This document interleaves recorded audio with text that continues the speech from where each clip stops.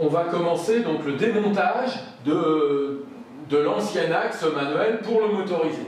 Donc actuellement dans l'ancien axe manuel, vous avez un tandem qui ressemble à ça, hein, voilà, et on va positionner ce dont on a parlé tout à l'heure, c'est-à-dire un tandem télescopique qui est beaucoup plus long, qui va nous permettre de gagner les 45 fameux millimètres, hein, puisque le tube va être trop court.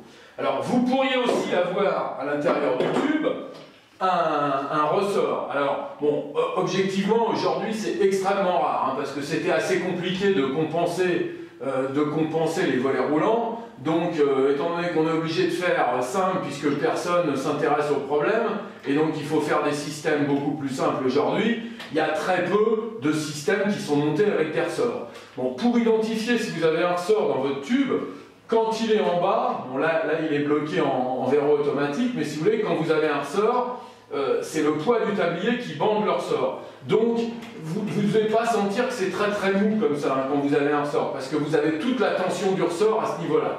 Donc ça, c'est la première chose pour identifier si vous avez un ressort, puisqu'avant de démonter l'axe, s'il y a un ressort, il va falloir goupiller ce ressort, hein. Donc le principe du ressort, je vous l'ai mis là pour que vous voyez quelle tête ça a, hein. Donc il y a un curseur qui bouge, suivant le nombre de tours de bandage, il va s'allonger à ce niveau-là. Et donc, quand vous avez un axe à ressort, vous avez premièrement une chose ici, c'est que très souvent, c'est un bout de ferraille qui lui n'est pas zingué. Donc là, vous avez un bout de ferraille qui est zingué bichromaté. Là, vous avez quelque chose qui est laqué, noir. Et là, c'est de la ferraille brute. Donc quand vous enlevez que ça a plusieurs années, cette ferraille brute, elle est toute rouillée. Donc là, si c'est rouillé ici, méfiez-vous, il y a peut-être un ressort. Bon, le principe du ressort, c'est qu'avant de démonter, il va falloir lui mettre une goupille. Qui dit ressort, dit immobilisation du ressort dans une certaine position pour ne pas qu'il que quand vous défaites l'axe, il tourne, qu'il se débande très très vite, et auquel cas, si vous avez laissé vos mains dessus, ça va vraiment vous arracher les mains.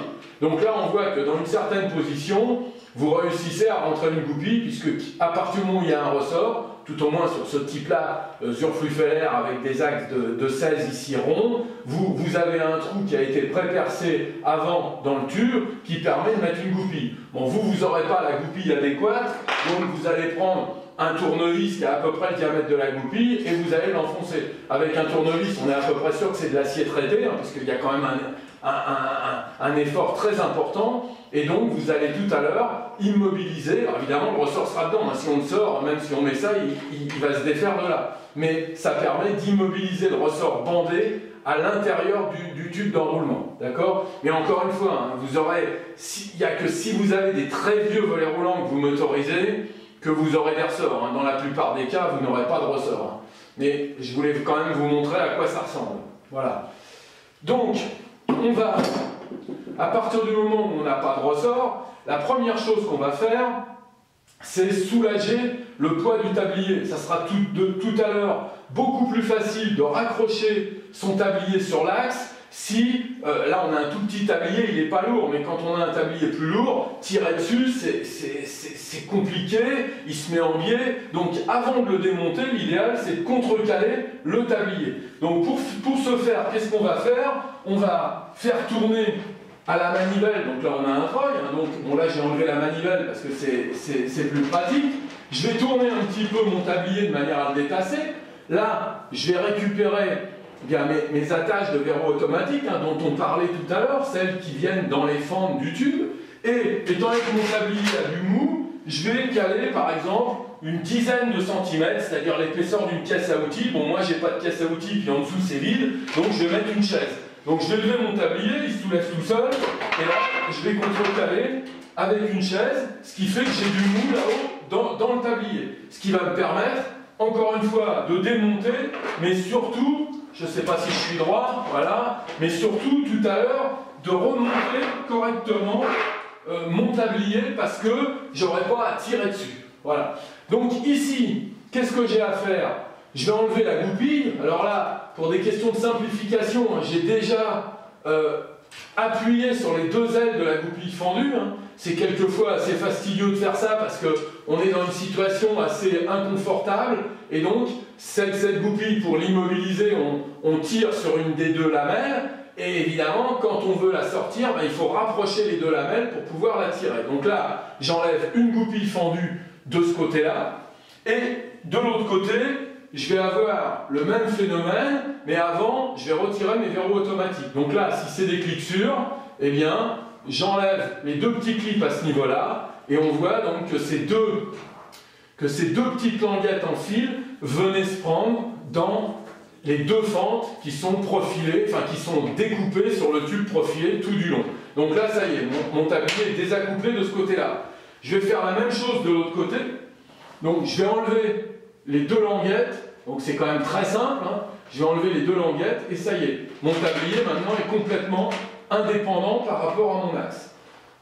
Donc il ne me reste plus maintenant qu'à démonter le treuil.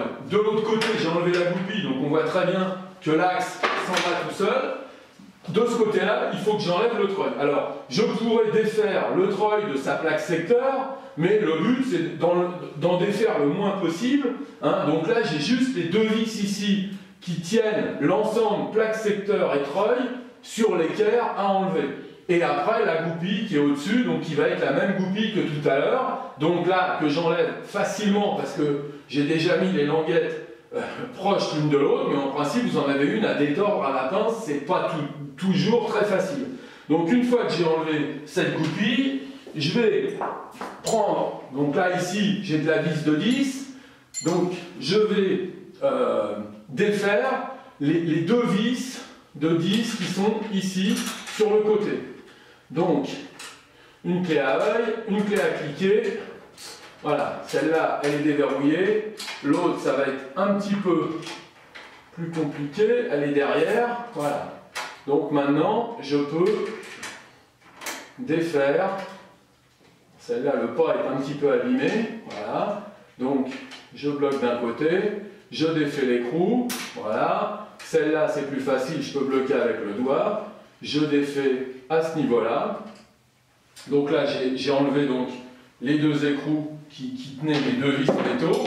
Et je peux pousser les deux vis qui sont ici, écarter légèrement ma plaque à ce niveau-là, et lever de l'autre côté pour sortir mon axe. Voilà. Boum, c'est tombé. Voilà, donc là maintenant, j'ai défait mon axe. Je vais pouvoir le motoriser, enlever le treuil et motoriser cet axe manuel.